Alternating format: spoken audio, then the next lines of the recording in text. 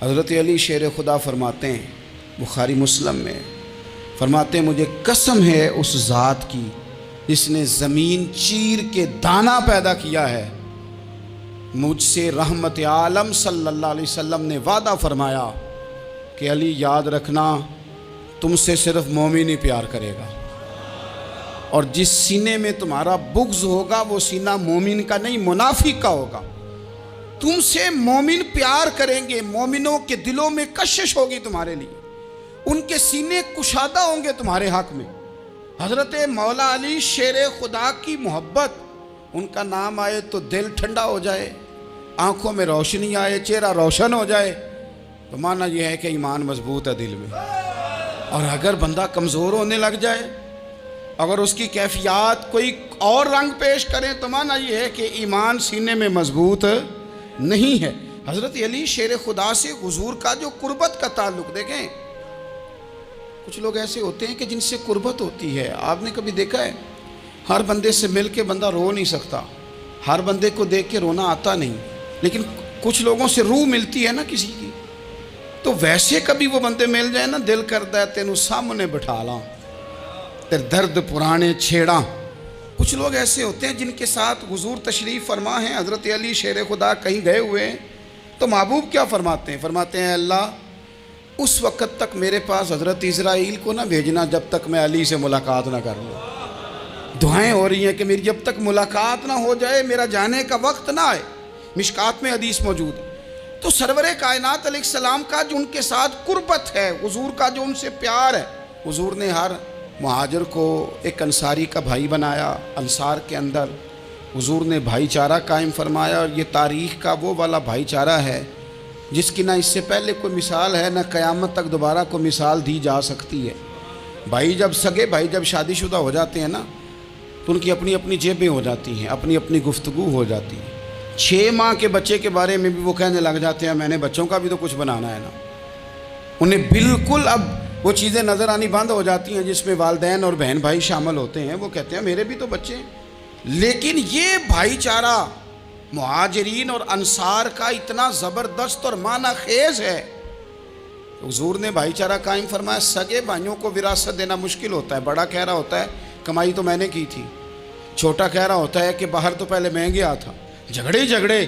لیکن یہ تاریخ اسلامی کا وہ بھائی چارہ ہے کہ جن میں برادری، قبیلہ، رنگ، نسل، علاقہ ایک نہیں، پر ہزاروں قومیں وجود میں آئیں، دہر میں خشک و تر کے رشتے سے ہم نے بنیاد دوستی رکھی، یاد خیر البشر کے رشتے سے۔ اور اقبال نے جن انداز میں اس مضمون کو بیان کیا ہے وہ انداز ہی نرالا ہے۔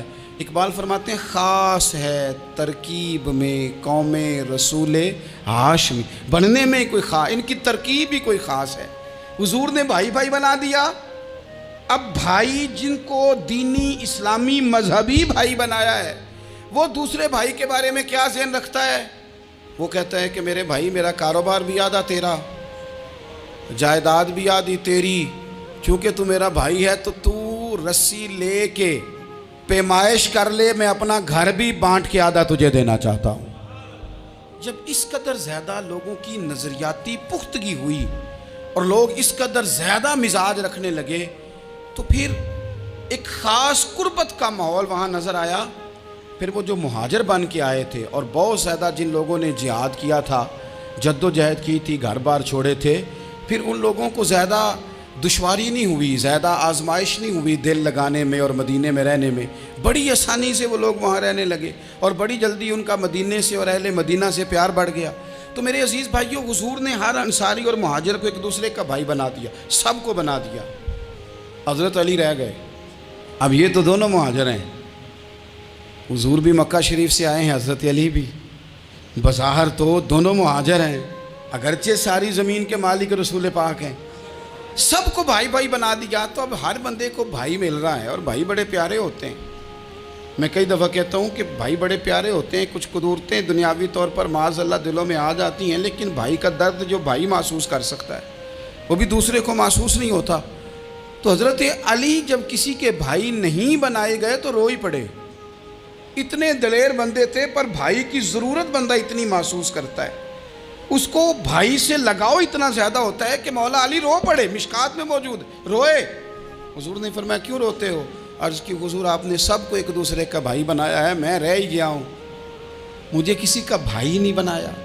اب وہ آنسوؤں میں لپٹی ہوئی وہ بات حضرت علی نے عرض کی تو محبوب نے فرمایا علی انت اخی فی الدنیا والآخرہ، فرمایا علی تو میرا بھائی ہے، اور نرا دنیا میں نہیں، تو دنیا اور آخرت میں میرا بھائی ہے، تو میرا بھائی ہے دنیا میں بھی اور آخرت میں۔ تو حضرت مولا علی شیر خدا کرم اللہ تعالی وجہہ الکریم کے جو فضائل ہیں، جو ان کے خصائص ہیں، ان کی جو فضیلت کی باتیں، میں نے جیسے کہا کہ انہیں بڑی زیادہ دلچسپی تھی میدان جہاد سے، شوق شہادت ان کا دیدنی تھا۔ ایک موقع پر نبی پاک صلی اللہ تعالیٰ علیہ وسلم نے ارادہ فرمایا کہ حضرت علی کو اپنا نائب بنا کے مدینہ منورہ میں چھوڑ کے جایا جائے۔ محبوب کریم علیہ السلام جب بھی تشریف لے جاتے تھے تو کسی ایک کو نائب بنا کر مدینہ منورہ میں چھوڑ جاتے۔ حضرت عبداللہ ابن مختوم رضی اللہ تعالیٰ عنہ کو بھی ایک دفعہ حضور چھوڑ کے گئے، تو ایک جنگ کے موقع پر محبوب نے حضرت علی شیر خدا سے کہا کہ آپ کو میں اپنا نائب بنا کے یہاں چھوڑ کے جاتا ہوں۔ یہاں لوگ جان چھڑاتے ہیں، کام کا جب وقت آتا ہے، میدان میں نکلنے کا وقت آتا ہے تو جان چھڑاتے ہیں، اور وہ کہتے ہیں کہ باقی سارے کام لے لو، جب وقت مشکل آئے تو پھر ہمیں کام نہ بتاؤ۔ اب مشکل وقت ہے، جہاد میں جانا ہے۔ حضرت مولا علی شیر خدا کرم اللہ تعالی وجہہ الکریم کو حضور نے فرمایا کہ اس دفعہ میرا ارادہ بنا ہے کہ تمہیں چھوڑ کے جاؤں۔ تو حضرت علی کو چھوڑ کے جایا جا رہا ہے، ان کو مدینے میں رہنا ہے، میدان میں نہیں جانا۔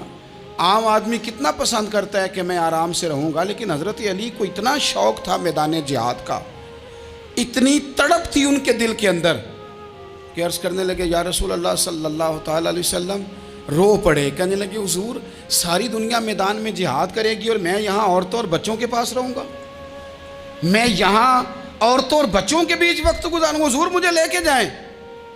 تو وہاں بھی حضور نے محبت کی بات سمجھائی، فرمایا علی جب حضرت موسیٰ کوہ طور پہ گئے تھے تو اپنے بھائی جناب ہارون کو چھوڑ گئے تھے، تو تم بھی تو میرے لیے اسی طرح ہونا جس طرح موسیٰ کے لیے ہارون تھے، لیکن فرمایا یہ یاد رکھنا میرے بعد نبی کوئی نہیں، حضرت موسیٰ بھی نبی ہیں اور جناب ہارون بھی نبی ہیں علیہم السلام، لیکن وہ انہیں چھوڑ کے گئے تھے، میں تمہیں چھوڑ کے جا رہا ہوں۔ ایک بات اپنے ذہن کے اندر بٹھانا کہ میرے بعد کوئی نبی نہیں آئے گا۔ تو عزیز بھائی حضرت مولا علی شیر خدا کا جذبہ جہاد۔ اچھا پھر میں نے دیکھا ہے جس زمانے میں میں اور آپ رہ رہے ہیں، اس زمانے میں لوگ کمزور ہوتے جا رہے ہیں نفسیاتی طور پر، ڈری ڈری سی باتیں لوگ کرتے ہیں، سہمے سہمے سے جملے بولتے ہیں، اور یہ ہر بندے کا اپنا الگ ڈر ہے۔ دانشوروں نے لکھا ہے کہ غریب آدمی کا ڈر تھوڑا ہوتا ہے، اور جو اونچے عہدے پہ چلا جائے اس کا ڈر، یعنی زیادہ ہاتھ اپوزیشن کے نہیں بندے ہوتے، حکومت کے بندے ہوئے ہوتے ہیں۔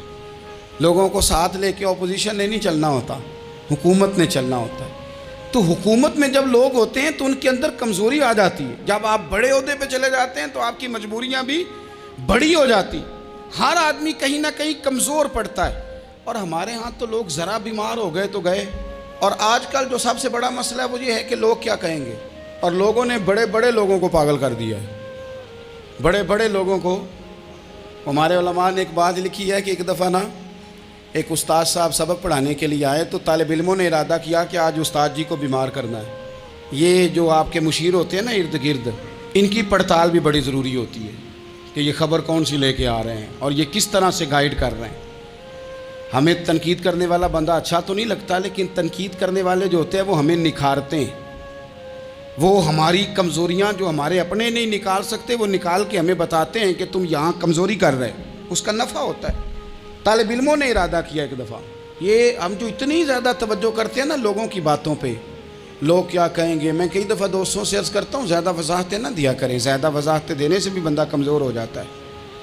ہر وقت کا انداز وضاحتوں کا اور ہر وقت دفاعی محاذ پہ نہیں کھڑے رہنا چاہیے۔ وہ ارادہ کر لیا لوگوں نے، طالب علموں نے، کہ استاد جی کو بیمار کرنا ہے، تو استاد سب چنگے بھلے اچھے بھلے صحت مند آئے، کلاس میں داخل ہوئے تو پہلا شاگرد کہتا ہے استاد جی خیر ہے، آنکھیں بڑی سرخ ہیں۔ میں چل دوڑ جا بیوقوف آدمی، بالکل ٹھیک ہوں، چل کلاس میں بیٹھ چل۔ تھوڑا سا آگے گئے تو دوسرا شاگرد، انہوں نے اب 10-15 نے ارادہ کیا ہوا تھا، دوسرا کہنے لگا خیریت ہے، بڑے کمزور کمزور لگ رہے ہیں۔ اس نے کہا میں بالکل ٹھیک ہوں، کمزور کا چل دوڑ جا اپنا کام کر۔ وہ تیسرے کے پاس گئے تو کہنے لگا استاد صاحب خیر ہے، آپ کے تو مجھے ہاتھ بھی کانپتے دکھائی دے رہے ہیں۔ اس نے کہا اچھا واقعی؟ اب چوتھے نے بھی یہی بات کی، پانچویں نے یہی بات کی، تو آدھا گھنٹہ گزرا تو استاد جی کو سچ مچ بخار چڑھ گیا، وہ چھٹی پہ چلے گئے۔ کیوں؟ باتوں پہ توجہ ہے نا، لوگوں کے سامنے ہم لوگوں کی باتوں کے مطابق اپنے معاملات کو ترتیب دیتے ہیں نا۔ کچھ لوگ سوشل میڈیا دیکھ کے نظریہ قائم کرتے ہیں، کچھ ہوا دیکھ کے نظریہ قائم کرتے ہیں۔ وہ قائد اعظم محمد علی جناح کی ایک بات نہیں بھولتی کہ انہوں نے کہا تھا، ہندو لیڈر جو تھا جس کو لوگ گاندھی کہتے تھے، اس سے کہا تھا تیری اور میری سیاست میں فرق ہے، تو لوگوں کا رجحان دیکھ کے فیصلہ کرتا ہے اور میں، قائد اعظم کہنے لگے، میں فیصلہ کر کے لوگوں کا رجحان ادھر کر دیا کرتا ہوں۔ یہ کمال ہوتا ہے کسی شخص کا کہ اس کا اپنا نظریہ غالب آئے، بجائے اس کے کہ وہ دیکھے آج کل لوگ کیا کہہ رہے ہیں تو لہذا میں اس طرح کا ڈھل جاؤں۔ لوگ تو ایک وقت کے لیے کچھ کہتے ہیں، پھر اگلے 4 گھنٹوں میں کچھ اور کہتے ہیں۔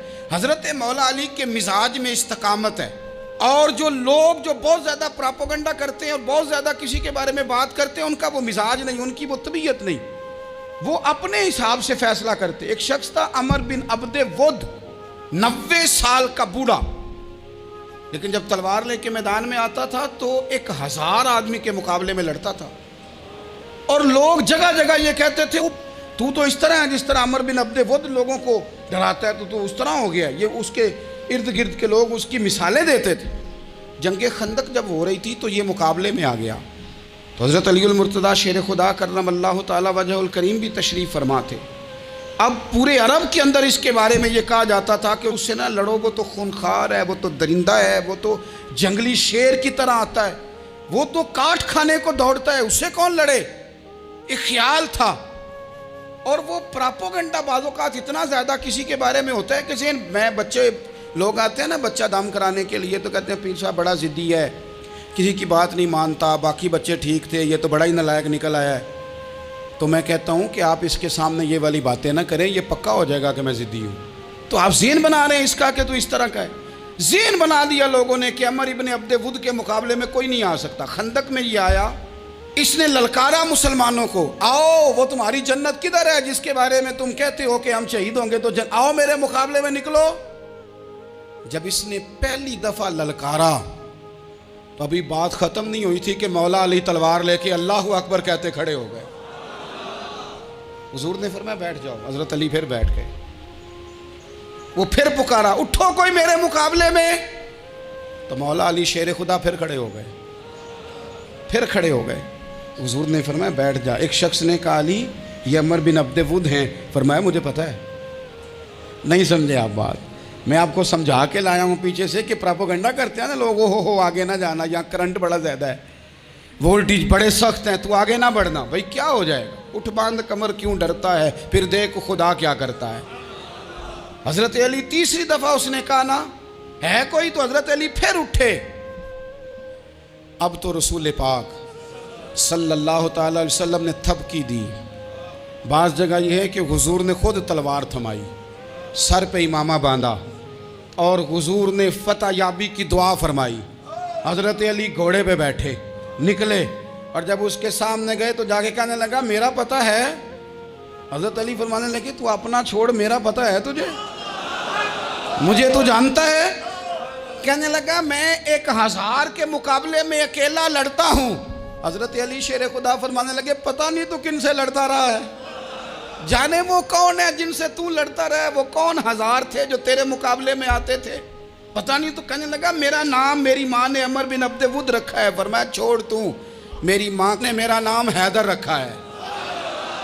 کہنے لگا تیری عمر چھوٹی ہے، کوئی بڑا لا۔ فرمانے لگے یہ تو جب پنجے میں پنجہ ملے گا تو پتہ چلے گا عمر کس کی چھوٹی ہے، ابھی تو کہانیوں سے متاثر کرنا چاہتا ہے، تو چاہتا ہے کہ تو پریشر ڈالے اور میں تیری بات سنوں، تو مقابلے میں آ، ڈینگے نہ مار، کہانیاں نہ سنا، دیواریں ہلتی رہتی ہیں اور در کانپ جاتا ہے۔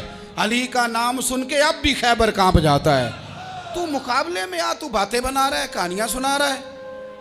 وہ کہنے لگا تو بچہ ہے، میں چاہتا نہیں تیرا خون بہاؤں۔ تو حضرت علی کہنے لگے میں بڑے دن سے پریشان ہوں کہ کسی بے ایمان کا خون بہایا کیوں نہیں، میرا بڑا دل کر رہا ہے تیرا خون بہاؤں۔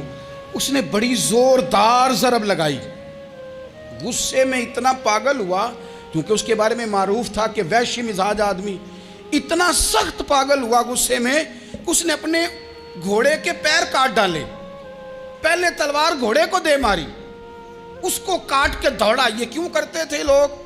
عرب کے لوگ اس وقت یہ کام کرتے تھے کہ ہم نے گھوڑا ہی مار ڈالا ہے تاکہ ہم بھاگ نہ سکیں۔ کہتے ہیں نا کشتیاں جلا دی ہیں کہ اب واپس جانے کا راستہ ہی بند ہو جائے، گھوڑے کے پیر کاٹ ڈالے کہ بھاگنا نہیں، اور بڑی زور سے اس نے ضرب لگائی حضرت علی پر۔ حضرت علی نے جب روکی تو وہ ڈھال ٹوٹ گئی حضرت مولا علی کی، اور آپ کے امامے کو اس کی تلوار بھی لگی۔ آپ نے فرمایا دکھا لیا تو نے زور، اب میری باری ہے۔ حضرت مولا علی شیر خدا کا قد بظاہر چھوٹا تھا، صحابہ کہتے ہیں ہم دور سے دیکھ رہے تھے، اللہ اکبر کہہ کے تھوڑا سا زمین سے وہ اٹھے، تھوڑا سا اٹھے، اور پھر دوبارہ نہیں انہیں تلوار چلانی پڑی، ایک ہی ضرب لگائی اور اس کے 2 ٹکڑے کر کے اسے زمین پہ پھینک دیے۔